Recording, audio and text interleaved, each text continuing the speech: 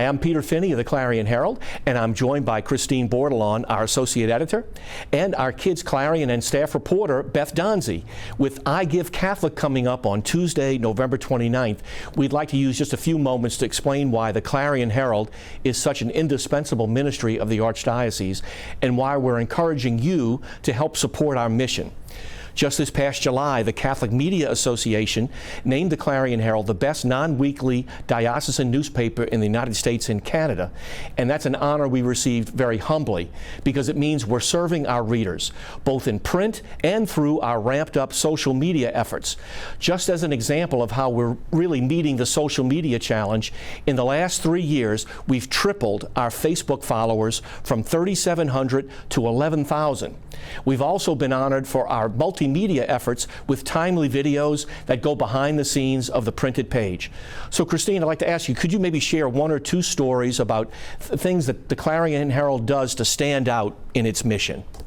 You know, I think the Clarion Herald really works hard every issue to build a community of Catholics who know their faith, and then they read our stories and they're inspired by seeing people putting their faith in action, and they want to then go and put their faith in action as well. And we also try to build a coalition of parents who try to raise their kids in the faith as well. And so we do that through our NOLA Catholic Parenting blogs and columns, and also through Heather Bozant-Witcher, who does our young adult column every week in the Clarion Herald. And that's really important. I mean, you know, the Archbishop as well as the Pope constantly talk about our young church, and they're not the church of the future, but the church today. And so, you know, Beth does a great job of Kids Clarion and showing kids and teachers who do their faith in schools, in our Catholic schools in the Archdiocese. So, Beth, tell us a little bit about Kids Clarion. Well, I just first want to say the Clarion Herald overall is such a great source. I just feel, you know, if not the Clarion Herald, we would not have a source of these positive news about the faith and the church. Like you said, faith in action. And you're just not going to find those stories anywhere else, certainly not in the secular media. So we dive really deep into those stories. For instance, when our priests and deacons get ordained, we try to do a deep dive into their stories and share them with the public to show, you know, what's behind their vocation. And who they are. Exactly. And I don't believe any other media outlet locally could cover that as well as we could. You're not going to get that wealth of information.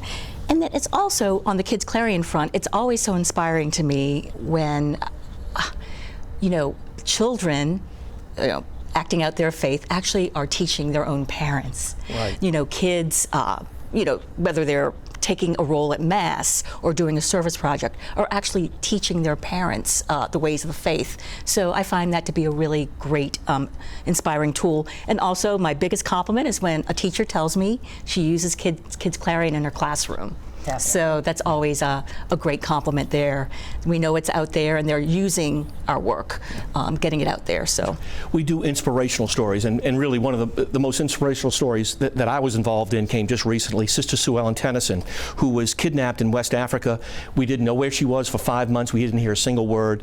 She was finally released at the end of August, and then she chose the Clarion Herald to kind of do her story, and the story was for her to say, thank you, thank you, thank you for all the people who had been praying for her. So those are the kind of stories that the Clarion Herald does, you know, on a regular basis. That's why we're so happy to be serving, you know, the needs of the Archdiocese. So long story short, if you're listening to this message, I Give Catholic, we certainly could use your support to keep the good news flowing.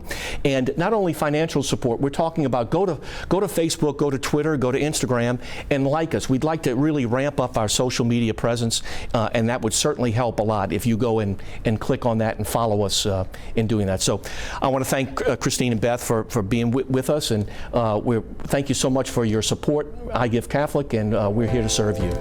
Thank you very much.